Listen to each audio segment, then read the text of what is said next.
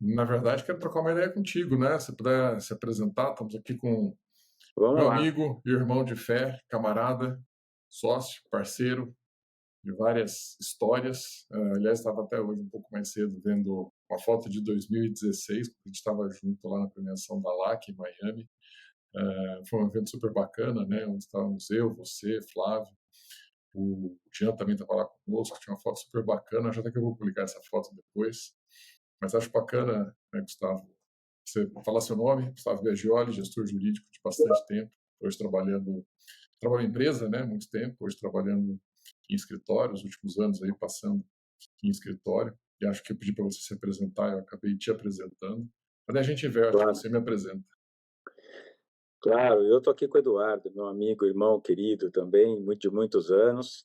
E eu já começo dizendo que vai ser difícil a gente tirar uma outra foto dessa num evento corporativo como a gente tirou anos atrás, porque essas entidades hoje em dia têm dificuldade de entender o que eu faço, a minha posição hoje no mercado, né? Então, eu tenho o privilégio de ser uma, uma categoria que eu diria ainda bastante incipiente no mercado, né? Ainda que está bem pouco difundida, que é uma categoria de executivos dentro de escritórios de advocacia.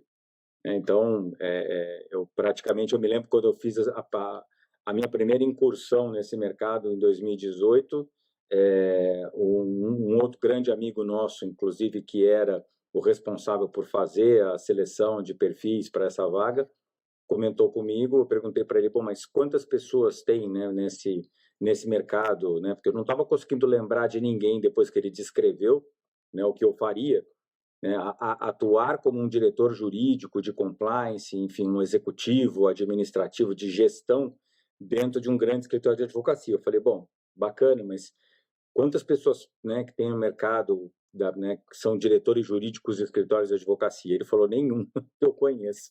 Você vai ser o primeiro. Então, isso na época me chamou muito a atenção, né? Hoje lá se vão aí é, é, 5 anos, né, desse primeiro contato, né? Eu já estou no meu segundo grande escritório de advocacia, né? Tenho o privilégio de estar lá no Trent Ross Watanabe, que é um dos maiores escritórios de advocacia do país, com mais de 60 anos aí de tradição. E hoje eu tomo conta, né? Digamos, eu faço a gestão administrativa do escritório, né? Junto com um querido amigo também, enfim, um grande parceiro que eu tenho lá, que é o Marcos Kawasaki, que é o Chief Operation Officer do escritório, né, que ele é diretor financeiro, enfim, é também ali a pessoa que faz mas que não é advogado. Então, eu sou um advogado dentro do escritório de advocacia fazendo a parte administrativa, né, cuidando da parte jurídica, de compliance, né, de gestão interna, fazendo a parte de segurança da informação, e agora, mais recentemente, auditoria, enfim, uma série de questões administrativas, né, de conformidade do escritório, mas agora, mais recentemente, né, o privilégio também de ter a oportunidade de lançar no escritório, né, de aperfeiçoar, na verdade, a área de Legal Operations. Né? A área de Legal Operations que já existia de alguma forma no escritório, mas ela não estava organizada, né, como uma área estruturada dentro do escritório, e agora eu estou com essa missão, né, que eu já dei o pontapé inicial, já estamos a pleno vapor, já há alguns meses, e o projeto tem sido um sucesso, né, e eu estou aqui também para dividir um pouquinho com você dessa minha experiência, né, e o que eu vejo hoje no mercado aí jurídico e de legal ops, né, de oportunidades para todos.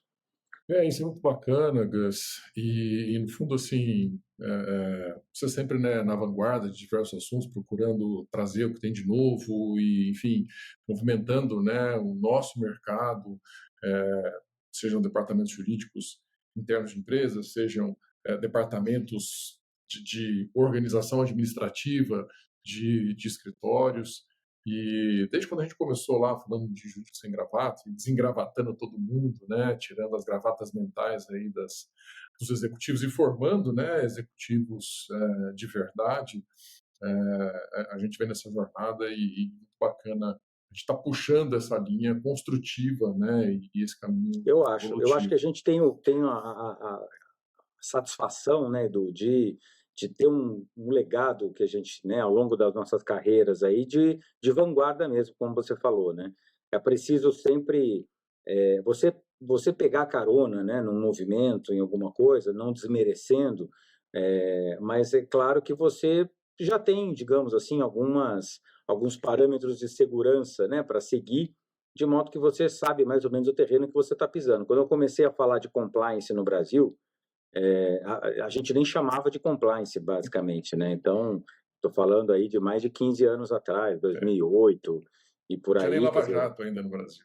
não tinha Lava-Jato, não tinha lei anticorrupção, não tinha nada disso. Então, eu já tive o privilégio de ter sido uma das primeiras pessoas aí, não sozinho, obviamente, né, junto com muitos outros colegas, mas num mercado, né, sem dúvida alguma, reduzido aí, um grupo de pessoas que começou a lidar com o assunto e falar sobre o assunto numa época em que a gente não tinha formação de compliance. Esse é o ponto principal, porque a gente acabou desbravando um pouco também esse mercado, né, no sentido de que a gente precisou se alimentar de fontes externas, né, de fontes estrangeiras, para depois começar a criar o nosso. Já me perguntaram uma vez, falaram assim, por que no seu currículo não tem um monte desses cursos de compliance, né, que tem hoje no mercado? E eu brinco e falo, porque eu ajudei a fazer esses cursos, na verdade, né, por isso que eu não fiz esses cursos, eu dei aula nesses cursos, né, porque as pessoas, quando estruturaram esses primeiros currículos, né, de cursos e mesmo de pós-graduações, enfim, ou cursos livres e tudo mais, eles chamavam justamente essas pessoas, né, entre as quais estava eu ali, trabalhando com compliance, né, era diretor jurídico, e de repente virei diretor de compliance, não como uma opção de carreira, mas por uma força das circunstâncias da ocasião, e acabei me apaixonando pela área. Depois, quando foi lá, anos mais tarde, né, Edu, alguns anos mais tarde, quando também pouquíssima gente falava em você trazer uma linguagem nova para o direito, você, né, acabar com o juridiquês nas empresas, você estabelecer uma linha de comunicação eficiente com as outras áreas da empresa, principalmente com o financeiro, com o CEO, né, com o conselho de administração, e a gente chamou esse processo de desengravatar o direito, né, e lá estávamos nós fundando o Jurídico Sem Gravata, lá nos anos de 2014, 2015, enfim, quando a gente começou essa brincadeira, quase como uma brincadeira, né, esse movimento de gestores jurídicos de empresas, e hoje, né, hoje o movimento já se expandiu, já se estruturou num instituto, né, já se institucionalizou de alguma forma, a marca é conhecida, né, pelo país afora, onde quer que a gente vá, quer dizer, então também foi uma outra frente que a gente, né, abriu. E É isso aí, né? A agora, gente né, está eu na estou vanguarda, está desbravando isso, né? Inclusive, sempre foi bacana desbravando, você, né, Edu? você ter feito esse gancho, porque a gente precisa depois marcar um bate-papo mais amplo aqui, com os 8 fundadores, todos nós juntos aqui, contando um pouquinho dessa história, fazer uma resenha um pouco mais ampla. Mas, cara, eu É não queria isso, deixar nós. que a gente desviasse muito do Legal Ops, né? Até porque a gente conversou, né, com a Mira na semana passada, e a própria Mira, né, quando ela comentou, né, de uma experiência grande multinacional que ela trabalhou umas 2 décadas atrás, e não se falava em legal ops, né, falava-se em controladoria jurídica, né, que ali foi, digamos Exato. assim, a sementinha que acabou gerando e melhorando processos, tecnologia. A gente, inclusive, entrou num debate ali se legal ops era mais gestão, uma forma de gestão, ou se legal ops era uma ferramenta, né, que ajudava na gestão. E aí eu passo a bola para você me contar se você acha que é gestão, se é uma forma de gestão, se é uma ferramenta, se não é nenhum dos dois, se é algo diferente, enfim, como é que isso está sendo alterado, mudado, vamos dizer, do ponto de vista cultural dentro de um grande escritório. Obviamente, você já tinha o administrativo, os escritórios eram administrados, você tinha controles, ponto, né? O administrativo funcionava. Quer dizer, como é que você migra desse conceito administrativo do escritório para algo mais moderno, mais inovador, mais tecnológico, talvez, né, dentro de um conceito de legal ops? Como é que está sendo essa experiência?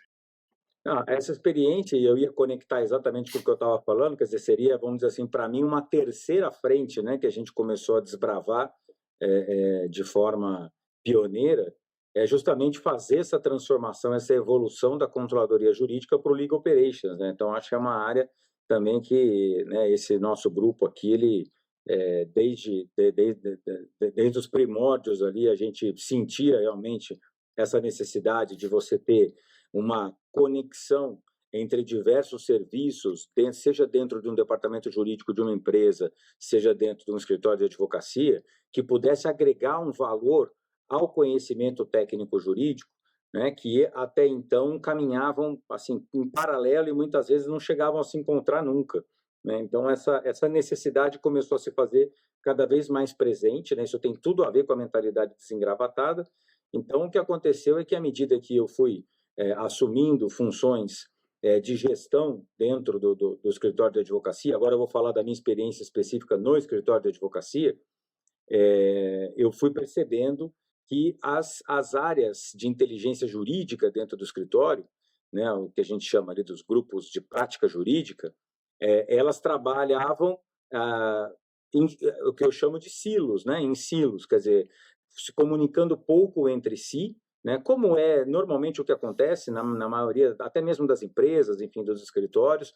O dia a dia, a gente sabe, é uma coisa muito, né, como é que eu posso dizer, restringe muito, né, essa intercomunicação que é tão necessária nas empresas, porque exige de você um foco, né, bastante restritivo mesmo, né, assim, bastante limitado nas tarefas que você, nos resultados que você precisa apresentar, nas tarefas que você precisa desempenhar. Então, o Legal Ops, na minha opinião, ele é um instrumento que a gente utiliza para fazer essa interconexão, né? Então, assim, eu não estou substituindo o conhecimento do advogado, eu não estou competindo com nenhuma outra área do escritório, eu estou fazendo uma grande interconexão entre todas as áreas, não só do conhecimento técnico jurídico, mas também de gestão da produção jurídica, né? Que é aquele conceito lá que se usava lá atrás na controladoria jurídica, né? Ou seja, como é que a gente administra, né, o dia a dia dessas áreas, como é que a gente dá forma ao conhecimento técnico-jurídico, como é que a gente agrega valor, né, como agrega mais conhecimento, agrega dados a esse conhecimento técnico-jurídico. Então, a interconexão de tudo isso, no centro de tudo isso está o Legal Operations. É por isso que eu costumo dizer lá no escritório que a minha área ela está também, né, paulatinamente migrando, né, de uma área, de uma diretoria jurídica para um grande centro de prestação de serviços jurídicos que a gente chama de Legal Operations. Então, eu acho que essa é a tendência, né? Acho que Eu essa é a acho grande bacana porque tendência. você trouxe um elemento novo aqui que eu de fato não tinha conversado e feito esse link, né? E eu até enquanto você falava aqui, pensei em te interromper, porque quando a gente fala do nosso curso, né, a primeira aula, o primeiro módulo do nosso curso é justamente comunicação, né? E a importância da comunicação e como a comunicação faz toda a diferença. E aí você traz um elemento aqui de legal operations sendo um elo de comunicação, né? Como um avanço maior na comunicação e de interconexão entre o trabalho do advogado com o trabalho da administração do escritório. Foi isso que eu entendi mesmo? Quer dizer, o legal operations está indo nesse caminho para avançar no processo de comunicação, né? Exatamente. Porque e a gente viu isso, né, Edu? A gente teve aí também o prazer de estar juntos aí num evento que nós tivemos de Legal Operations, né, um dia todo ali na semana passada, e a gente observou, você vai lembrar bem também, que as pessoas que foram ali compartilhar as suas dificuldades e as suas histórias de sucesso na aplicação prática do Legal Operations, em todos os casos, todas elas mencionaram que a grande dificuldade, o grande desafio é justamente essa interconexão, essa comunicação entre as áreas, né? Mais do que até mesmo o próprio desafio do investimento financeiro. Porque muitas vezes o Legal Operations ele trabalha baseado num investimento quase que irrisório para as organizações, né? Nós não estamos falando em enormes quantidades vultuosas de dinheiro que precisam ser investidas para você agregar esse valor ao conhecimento técnico jurídico. Às vezes é uma questão muito simples, às vezes não precisa praticamente investir nada, a não ser tempo das pessoas.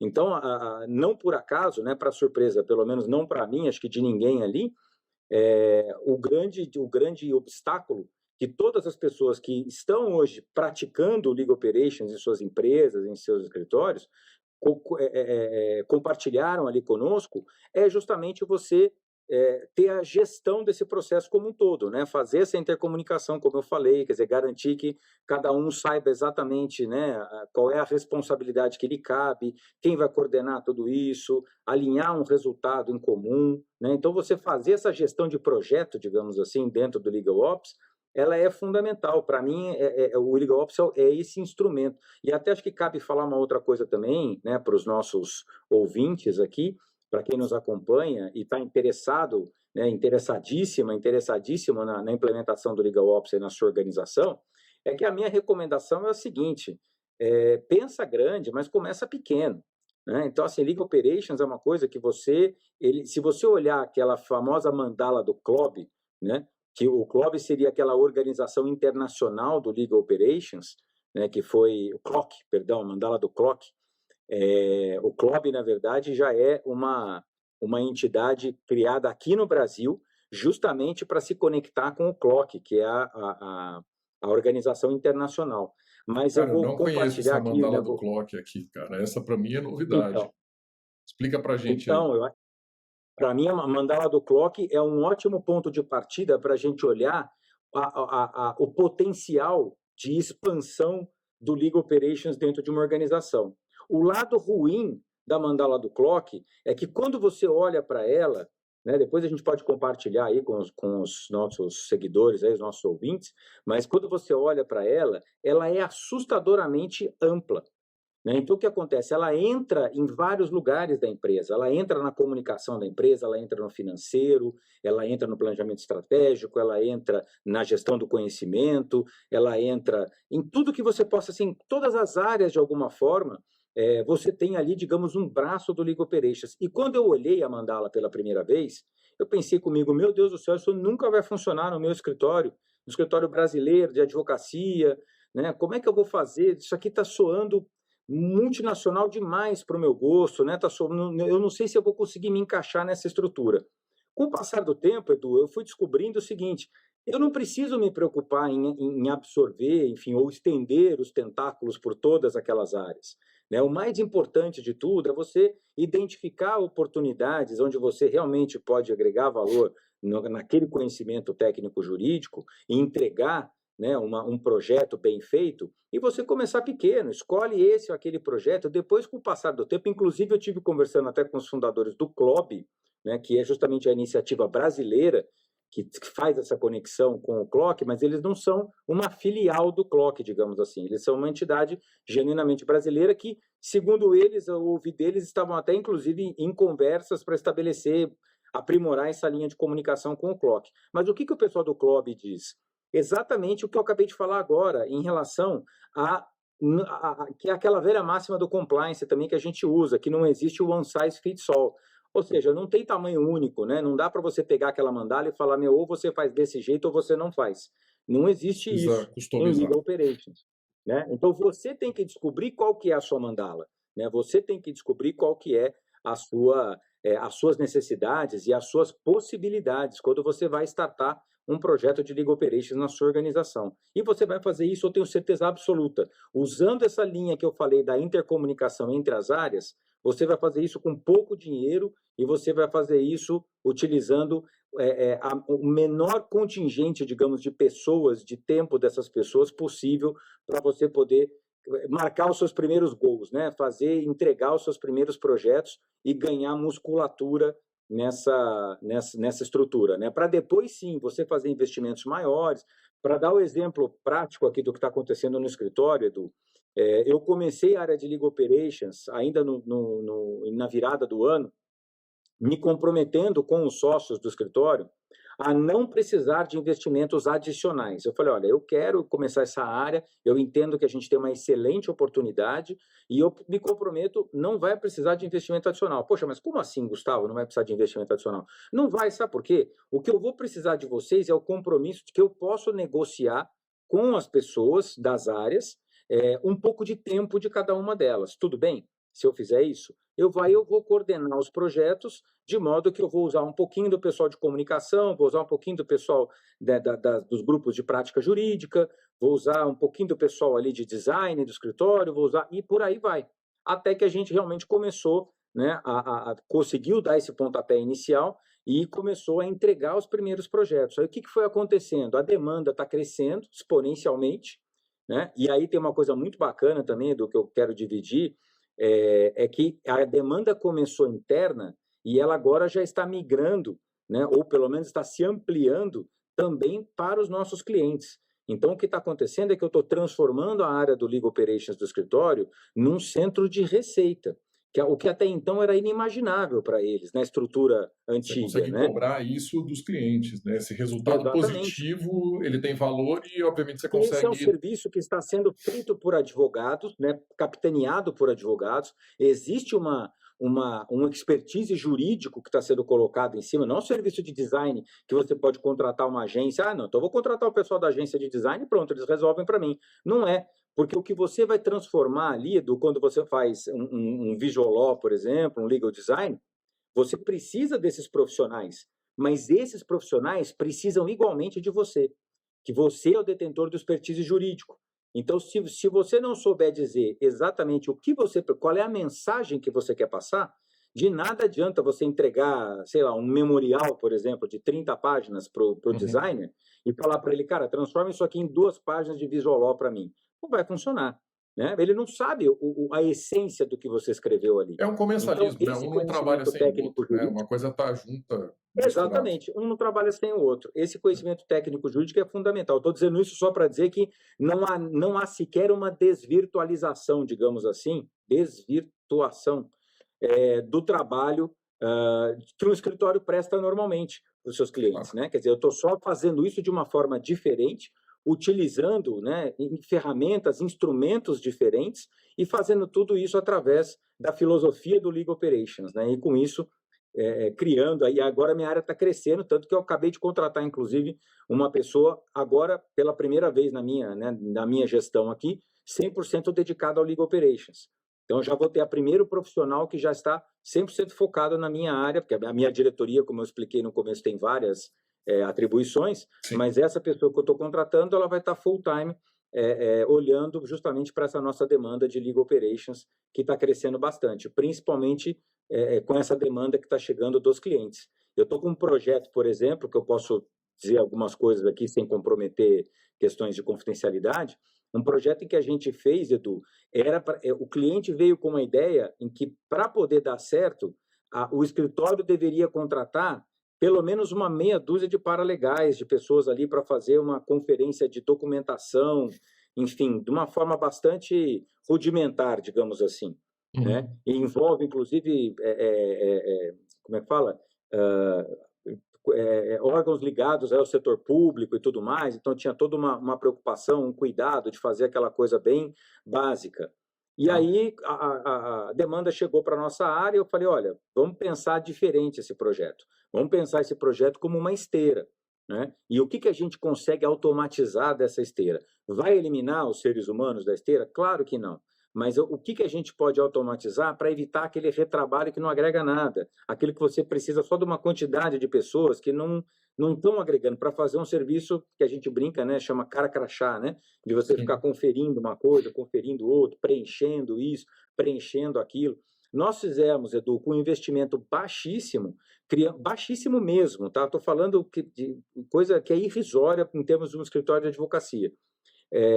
Nós contratamos uma equipe de desenvolvedores, né, de software, né, de programadores. Eles fizeram para a gente uma esteira dedicada, né, não é um produto de prateleira, é uma coisa customizada para esse cliente, como eu falei, porque envolvia aí até questões de ordem pública.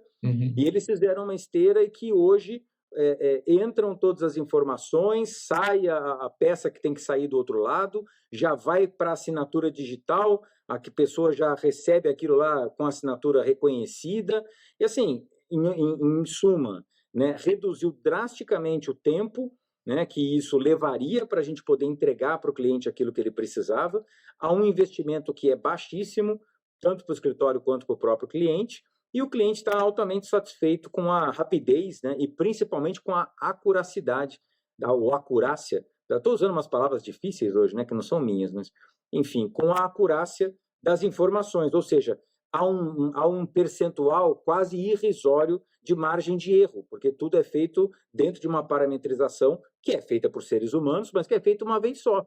né, com muito detalhe, com muito cuidado, mas para que uma vez que você passou as instruções para a máquina, ela trabalhe aquilo direitinho e você vai entregar, né, o seu processo ele vai ter sempre, cada vez que você rodar, ele vai ter sempre o mesmo resultado. Né? Então, essa é a importância, né, de você ter, reduzindo inclusive o risco, né, de você ter erros ali que comprometam a qualidade do projeto. Então, o LegalOps é isso aí. Né? A gente pegar todas as informações, colocar o nosso expertise em cima, o nosso expertise jurídico e agregar expertise técnico quando você precisa de um programador aqui, precisa de um design aqui e por aí vai. Até que você consegue, a gente fez um desenho inclusive financeiro do projeto, né? Então usei também o pessoal lá da controladoria do escritório. Então, uma vez que você coloca aquilo de pé, o trabalho que o LegalOps fez está quase todo ali descrito naquela mandala do clock que eu falei para você. Só que eu não tenho a necessidade, Edu, e ninguém tem, de construir uma área gigantesca dentro do seu escritório, dentro da sua empresa, para poder fazer isso acontecer. Bom, cara, eu acho isso sensacional. No fundo, aqui eu queria bater um bate-papo, né? Bater um papo contigo. Você acabou dando uma aula aqui, inclusive trazendo diversos insights, né? Mais até do que como trazer o LegalOps para dentro do escritório, né? Que você falou aqui brilhantemente, mas mais indo além, como fazer com que isso seja um centro de receita, um novo negócio para o próprio escritório. Mas eu queria parar aqui de propósito, porque a gente vai voltar a falar disso. Eu sei que você tem um horário apertado aí hoje. Obrigado pelo seu tempo. Prazerzaço bater esse papo contigo. Já está E, pulando cara, as janelinhas aqui. Vai entrar na reunião, vai entrar na reunião. Calma, estou atrasado, mas já vou entrar. a gente vai voltar a falar disso. Obrigado pelo teu tempo. E, cara, esse insight é fantástico. E isso precisa virar uma aula do Desengravata. Nós vamos trabalhar nisso para trazer mais vai virar. conteúdo. Vai virar. Podem aguardar Sensacional. aí que vai virar. Com muitos cases práticos. Sensacional. Muito obrigado. Valeu, Edu.